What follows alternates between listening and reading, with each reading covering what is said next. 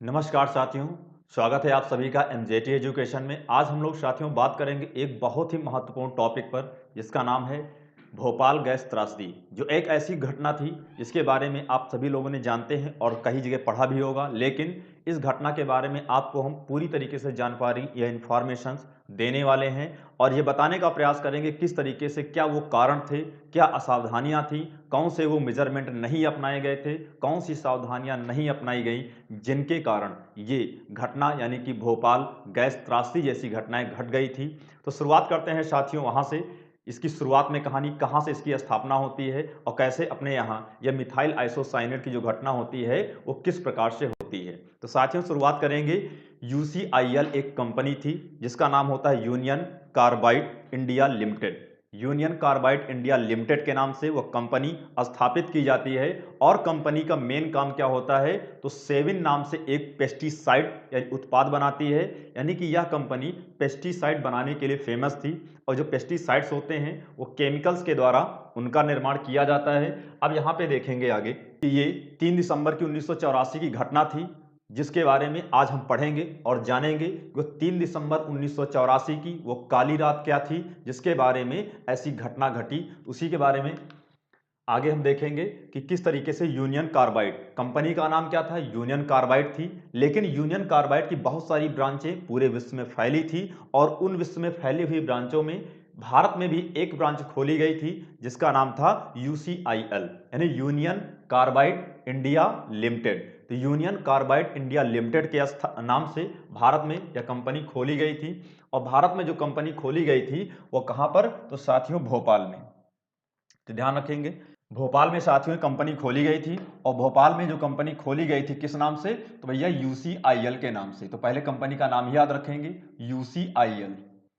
अब यूसीआईएल मतलब क्या हो गया, यहाँ पे यूनियन कार्बाइड इंडिया लिमिटेड के नाम से खोली गई थी, स्थापित की गई थी। और साथियों कब स्थापित की गई थी, तो 1969 में। कहां पर स्थापित की गई, तो भोपाल में कंपनी खोली गई थी। अब भोपाल में कंपनी स्थापित की जाती है और स्थापित करने के साथ ही ये क्या काम करती है, तो साथियों इसका काम था एक पेस्टिसाइड और सेविन नाम का एक पेस्टिसाइड का निर्माण करती है। यहाँ पे अगले खंड में देखेंगे किस नाम से, तो साथियों सेविन नाम से एक पेस्टिसाइड का निर्माण करती है। और इस पेस्टिसाइड के निर्माण में एक गैस होती थी जिसका नाम था साथियों मिथाइल आइसोसाइनेट। तो गैस का नाम क्या हो जाता है, मिथाइल आइसोसाइनेट यानी एमआईसी के नाम से। और मिथाइल आइसोसाइनेट का यहाँ पर इस कंपनी को आयात करना पड़ता था यानी कि इंपोर्ट करना पड़ता था। लेकिन आगे चल करके 1980 के दशक के दौरान कंपनी को बहुत ज़्यादा घाटा होता है, तो अपने घाटे को मैनेज करने के लिए भारत सरकार से कंपनी स्वीकृति या परमिशन प्राप्त कर लेती है कि हम मिथाइल आइसोसाइनेट यानी कि एमआईसी गैस का प्लांट लगाना चाहते हैं, खुद निर्माण करेंगे तो हमारा जो प्रोडक्ट होगा वो क्या बिकेगा, सस्ता पड़ेगा, जिससे हमारे पास जो नुकसान हो रहा है उससे हमारा नुकसान कम हो जाएगा। और ये स्वीकृति भारत सरकार के द्वारा दे दी जाती है। लेकिन भारत सरकार ने बताया था कि बाकायदे इसकी गाइडलाइन जारी की गई थी, यानी यह बहुत ही खतरनाक गैस होती है। क्योंकि खतरनाक गैस होने के कारण इसीलिए बताया गया कि अगर कोई भी प्रिकॉशन, कोई घटना घटेगी तो उसके लिए आसपास के रहने वाले लोगों के लिए इन्फॉर्म किया जाएगा, उनको ट्रेनिंग दी जाएगी कंपनी के द्वारा। अगर कोई घटना घटती है तो कैसे अपने आप को वो शिफ्ट करेंगे या इससे बचाएंगे। लेकिन कंपनी ने ऐसी कोई भी ट्रेनिंग या कोई भी जानकारी भोपाल के लोगों को या रहने वाले लोगों को नहीं बताई थी या उनको कोई ट्रेनिंग नहीं देते हैं। उसी के दौरान आगे बढ़ेंगे तो 1981 में साथियों ध्यान देंगे, एक कर्मचारी की इसी गैस के रिसाव के कारण क्या हो जाती है, मृत्यु हो जाती है। क्योंकि यह गैस बहुत ही खतरनाक होती है, अगर यह वाटर के संपर्क में आ जाती है तो एक प्रकार की विषैली गैस का निर्माण करती है। और वाटर ही नहीं, अगर हवा के संपर्क में भी यह गैस आ जाए, क्योंकि हवा में ह्यूमिड यानी आर्द्रता की मात्रा होती है, तो साथियों वो जो आर्द्रता की मात्रा होती है वहां से भी अगर संपर्क में आती है तो विशेष प्रकार की एक गैस का निर्माण करती है जो बहुत ही जहरीली गैस होती है और स्वास्थ्य के लिए हानिकारक होती है, यानी उससे आदमी की मृत्यु हो सकती है। इसी प्रकार से इस गैस के रिसाव के कारण एक बार 1981 में उन्हीं की एक कर्मचारी की मृत्यु हो गई थी। लेकिन घटना को दबा दिया गया, घटना उजागर नहीं हो पाती है और 1981 के दौरान कंपनी का नुकसान होने लगता है, यानी कंपनी के प्रोडक्ट मार्केट में कंपटीशन नहीं कर पा रहे थे।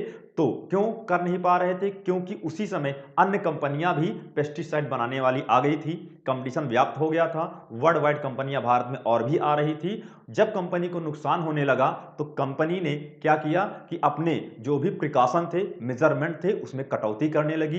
कैसे कटौती करते हैं? यानी कि जो पुराने स्किल्ड कर्मचारी थे उनको निकालने लगती है। उसके बाद अनस्किल्ड कर्मचारियों को यानी सस्ती सैलरी पर उनको भर्ती किया जाता है। और दूसरा काम, सावधानी के लिए जो प्रिकॉशन अपनाए जाते थे, अगर कोई पाइप खराब हुई, कोई इंस्ट्रूमेंट खराब होता था तो उसे बदलने के बजाय रिपेयर करके उसी से काम चलाया जाता था। यानी कि खर्चे को कैसे कम करके अपने आप को ज्यादा से ज्यादा प्रॉफिट कमाने का प्रयास कर रही थी कंपनी। यानी इन सभी चीजों में क्या कर रही थी? इग्नोर कर रही थी। उसके बाद अब मन में एक सवाल उत्पन्न होता है, क्या इतने सारे कमियों के बावजूद इसको किसी ने नोटिस नहीं किया? इतनी सारी कंपनियां अगर इतने सारे मेजरमेंट नहीं अपनाए जा रहे थे, इतनी सारी समस्याएं थी, क्या उस समय किसी ने नोटिस नहीं किया? नहीं, नोटिस किया था। लेकिन भारत में होता है, जो काम आप पहले शुरुआत करते हो लोग उसका विरोध करते हैं, बात को मानते नहीं है। जब घटना घटित हो जाती है तब वही लोग उसको एक्सेप्ट करते हैं। यही हुआ था उस समय का। एक कर्मचारी था जिसके बारे में मैंने बताया था, जिसकी मृत्यु हो गई थी 1981 में। इसी कर्मचारी ने इसका विरोध किया था, जिसका नाम था मोहम्मद अशरफ। मोहम्मद अशरफ ने इसका विरोध किया और बताया कि कंपनी के अंदर बहुत ही गड़बड़ चीजें चल रही हैं। और उसने अपने मित्र जर्नलिस्ट थे जिनका नाम था राकेश अस्थाना, राकेश अस्थाना को इन्फॉर्मेशन दी थी। और राकेश अस्थाना जी ने इसके बारे में जांच की, पड़ताल की, और उसके नाम से यानी अपनी जांच पड़ताल में पाया कि कंपनी के अंदर बहुत ज्यादा गड़बड़ है। और एक लिखा टाइटल के नाम से अपने पेपर में निकाला।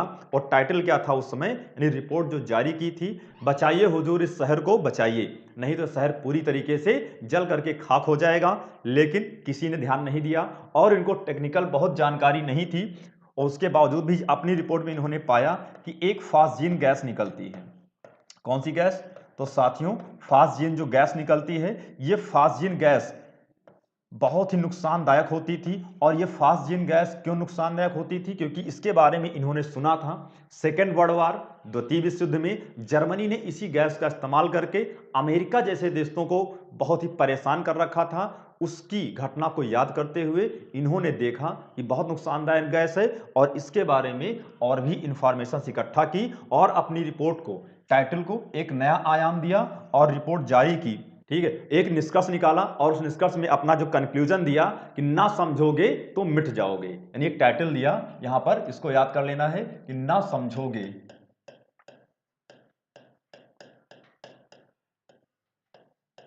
ना समझोगे तो मिट जाओगे। ये टाइटल जारी किया, लेकिन लोगों ने इनका मजाक बनाया क्योंकि इनको लगता था इनके दोस्तों को, इनके मित्रों को आदि पागल हो चुका है, फर्जी उलझुल की बातें कर रहा है, कंपनी में ऐसा कुछ नहीं होने वाला। और इसके बारे में इन्होंने भारत सरकार और सुप्रीम कोर्ट तक में अपनी चिट्ठी लिखी थी, लेकिन किसी ने समय रहते संज्ञान नहीं लिया। और समय रहते संज्ञान नहीं लेते हो तो वही हिंदी में कहावत है, का बरखे का बरखा जब कृषि सुखाने। जब कृषि सूख जाएगी तब बरसात होने का कोई फायदा नहीं होता है। समय पर लिया गया एक्शन ही हमेशा आपको बचाता है समस्याओं से। और जब समय निकल जाएगा तो आप उसके पीछे पड़े रहिए, कुछ होने वाला नहीं है। एनालिसिस करिए, करते रहिए, कुछ निष्कर्ष नहीं निकलेगा। तो साथियों, आइए जानते हैं इनके कॉजेस के बारे में, कारणों के बारे में। अगर भोपाल गैस त्रासदी कांड हुआ, इतनी बड़ी घटना घट गई, उसके पीछे कौन कौन से काजेस थे, कारण थे, इनके बारे में हम लोग एनालिसिस करते हैं और समझने का प्रयास करते हैं। इनमें मैंने आपको बताया था अभी 3 गैस पाइपें हुआ करती थी, यहां पर टैंक हुआ करते थे और इन्हीं 3 टैंकों में मिथाइल आइसोसाइनेट गैस यानी MIC को स्टोर किया जाता था। और इसमें एक पाइप लगी होती थी, एक पाइप लगी होती थी सभी में से एक पाइप ज्वाइंट होती थी और वो पाइप सभी से ज्वाइंट हुआ करती थी और सभी पाइपों से ज्वाइंट होने के बाद एक बाहर जाती थी। अर्थात इनके द्वारा, मिथाइल आइसोसाइनेट के द्वारा जो विषैली गैस बनती थी, वो विषैली गैस को एग्जिस्ट कराने के लिए बाहर निकाल करके एक बेंड पाइप हुआ करता था और इस बेंड पाइप से ले जा करके उसे जला दिया जाता था, यानी कि बर्न कर दिया जाता था। और एक अनदर पाइप हर उसमें टैंक में लगी थी। जो दूसरी पाइप थी, ये क्या करती थी, इसके अंदर प्रेशर को मेंटेन करने के लिए, साथियों कौन सी गैस, तो नाइट्रोजन, प्रेशर को मेंटेन करने के लिए नाइट्रोजन गैस को फिल करती थी, क्योंकि मैंने पहले बताया यह गैस हवा के संपर्क में आते ही जहरीली बन जाती है, यानी इन्वायरमेंट में बाहर न निकलने पाए। इसके प्रेशर को मेंटेन करने के लिए यहाँ पर सब में नाइट्रोजन गैस को फिलअप किया जाता था। और मिथाइल आइसोसाइनेट गैस इसमें कितना परसेंट होगी, तो 60% तक टैंक को फिल करने का ये प्रिकॉशन था कि 60% से ज़्यादा इसमें MIC नहीं होनी चाहिए। 3 टैंक थे, 3 टैंकों में से एक को खाली रखना था, लेकिन खाली नहीं रखा गया, इसको भी उस रात भर दिया गया था। क्यों? क्योंकि इनको अपनी ज़रूरत को ज़्यादा पूरा करना था, सीधी बात थी। क्योंकि इसमें इमरजेंसी के लिए खाली रखने से होगा, कोई घटना घटेगी तो हम गैस को इसमें एंट्री करा लेंगे। लेकिन उस रात 2 दिसंबर की रात को यह घटना हुई थी, उस दिन इस गैस को भी भर दिया गया था। और यहां पर जो 60% गैस होनी चाहिए थी, 60% से ज्यादा इन्होंने गैस भरा था। और तीनों क्या थे? चैम्बर फुल थे। दूसरी प्रिकॉशन क्या थी? जो टैंक थे उसमें उस रात प्रेशर सही नहीं था, और प्रेशर जब सही नहीं था तो वहां पे दिक्कत थी। और तीसरा जो कारण था, टेम्परेचर अगर इनका जब हाई हो जाता था तो साथियों उसमें एक अलार्म बजता था, लेकिन वो अलार्म खराब हो चुकी थी और कंपनी ने उसे ठीक भी नहीं कराया था। चौथे कॉजेस पे आते हैं। चौथा जो कारण था, जो पॉइजन गैस मैंने कहा बेंड पाइप के माध्यम से बाहर निकलती थी, उसमें बेंड पाइप में एक वाल्व लगा होता था, वह वाल्व खराब थी, यानी उसमें चोक हो गया था, यानी कि वह गैस बाहर नहीं निकल पा रही थी और इसे बनवाया भी नहीं गया, यानी रिपेयर नहीं किया गया था। यह भी एक घटना का कारण बनती है। और पांचवें कारण पे आते हैं। उस रात यानी 2 दिसंबर 1984 की रात को टैंक नंबर 610 पर क्या हुआ था? Pressure control valve tank number 610, जो टैंक नंबर 610 था, इस पे जो प्रेशर कंट्रोल सारी जो वाल्व लगा होता है, साथियों वाल्व क्या हुआ करता था? वाल्व को भी रिपेयर नहीं किया गया, वाल्व खराब था, उसे चेक भी नहीं किया गया, वैसे ही पड़ा रहने दिया गया। अगर वो वाल्व ठीक होता तो जो प्रेशर था ज्यादा, वो निकल करके गैस बाहर बर्न हो जाती, एक बर्न जो चेंबर बनाया जाता था। अभी आगे आप पिक्चर में आप इसको हम आपको दिखाएंगे। उसके बाद अगले कारण पर आते हैं कि अगला कारण था अक्टूबर 1984 में MIC का प्रोडक्शन बंद कर दिया गया, यानी MIC के प्रोडक्शन को पूरी तरीके से साथियों बंद कर दिया गया था। यानी कंपनी ने अपने ऑपरेशन को क्लोज कर लिया, लेकिन अब कंपनी अपने अंदर चुपचाप तरीके से इसका स्टोर करती थी पेस्टिसाइड के इस्तेमाल करने के लिए। उसके बाद कंपनी में कुछ भी गलत होने पर 2 बड़े अलार्म और लगाए जाते थे। एक अलार्म होता था, मान लो कंपनी के अंदर कुछ भी गड़बड़ हो जाए तो एक अलार्म होता था, कंपनी के सभी कर्मचारियों को क्या करेगी? अवेयर करेगी। और एक सबसे बड़ा अलार्म होता था जो आसपास के एरिया में रहने वाले लोगों तो सुनाई देगा, और उस अलार्म से आसपास के लोग रहने वाले क्या अवेयर हो जाएंगे और तुरंत अपने आप को उस घटना से पहले अपने आप को क्या करेंगे? मतलब शिफ्ट करेंगे, कैसे भी एक्शन लेना है, एक्शन लेने के लिए तैयार हो जाएंगे। लेकिन दोनों अलार्म, अंदर वाला तो ठीक था, बाहर वाले अलार्म को कंपनी ने जानबूझकर बंद कर रखा था कि ऐसी कोई घटना बाहर इन्फॉर्म ना होने पाए। ये सारे काजेस थे। जब इतनी बड़ी घटना घटती है तो कोई ना कोई कारण होता है। महात्मा बुद्ध का वही कथन कि कोई भी घटना घटती है उसके पीछे साथियों कारण होता है, बिना कारण के कोई घटना नहीं घटती है। और यह भी त्रासदी हुई तो त्रासदी के पीछे मैंने आपको 5 से 6 मेजर कारण बताए। जब इतना बड़ा प्रिकॉशन नहीं अपनाओगे, इतने तरीके से आप असावधानी बरतोगे तो घटना तो होनी है। विज्ञान अगर हमारे लिए वरदान होता है, अगर थोड़ा असावधान हो जाएंगे तो साथियों अभिशाप का रूप भी धारण करता है। और 2 दिसंबर की वो रात चैन की नींद से सभी लोग सो रहे थे भोपाल वासी, क्योंकि वो हिल पहाड़ियों के बीच में स्थित एक शहर है, ठंडी का मौसम था और किसी को नहीं पता था कि यह रात उनकी आखिरी रात बनने वाली है। और इस आखिरी रात के लिए वो तैयार होकर सोने जा रहे हैं। और ठीक 12:30 AM पर यानी 3 दिसंबर को ये लीकेज होता है, और लीकेज को वहां के कर्मचारी इग्नोर कर जाते हैं, असावधानी बरतते हैं, और उसके कारण यही 610 नंबर टैंक जब यहां से गैस जाती है, जो सेफ्टी वाल्व लगा होता है वो फट जाता है और गैस बाहर निकलती है। और मैंने साथियों बताया, जैसे ही गैस बाहर निकलती, यहां पे देख रहे होंगे आप लोग, ये गैस है ना, ये गैस जैसे ही बाहर निकलती है और मिथाइल आइसोसाइनेट जो गैस होती है हवा के संपर्क में आते ही जहरीली गैस का निर्माण कर देती है। और यह गैस लोगों के जा करके लोगों का दम घुटने लगा, लोगों की मृत्यु होने लगी, बहुत सारे जानवर मारे गए, बहुत सारे इंसान मारे गए। और यह एक क्या हुई? इतिहास में कालांतर में किसके? एक भोपाल गैस त्रासदी या भोपाल गैस कांड के नाम से जानी जाती है। इस घटना में मैंने बताया था यही तीनों क्या थे?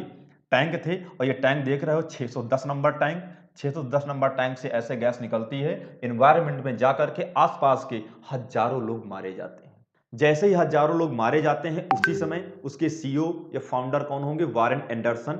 उन्होंने इसके कंपनसेशन के लिए उस समय के हिसाब से कितना पैसा दिया था साथियों? लगभग 800 करोड़ रुपए कंपनसेशन के रूप में दिया था। लेकिन यह 800 करोड़ सफिशिएंट नहीं था। किसके? भोपाल गैस त्रासदी में मारे गए लोगों के लिए जस्टिस नहीं था, न्याय नहीं था। उसके बाद 1989 में इसरो के उस समय अध्यक्ष हुआ करते थे, जिनका नाम था सतीश धवन, वैज्ञानिक थे। और सतीश धवन इस मामले को ले जाकर के कहाँ गए? दोबारा से सुप्रीम कोर्ट में जाते हैं। सुप्रीम कोर्ट में मुकदमा आज भी पेंडिंग है। आज भी 35 वर्ष बीत जाने पर भी भोपाल के गैस में त्रासदी में या भोपाल गैस ट्रेजेडी में मारे जाने वाले लोगों को साथियों न्याय नहीं मिल पाता है, क्योंकि 2014 में इसके जो मेन मुखिया थे वारेन एंडरसन की कुछ प्राकृतिक कारणों से मृत्यु हो जाती है, जिसके कारण मुकदमा आज भी पेंडिंग है। उनको न्याय नहीं मिल पाता है। इसीलिए कहते हैं विज्ञान में अगर वरदान है तो अभिशाप भी है, यानी उसके प्रिकॉशन को हमें अपनाना चाहिए, हमें असावधानी बिल्कुल नहीं बरतनी चाहिए। उसके बाद गवर्नमेंट ने या सरकारों ने हमारी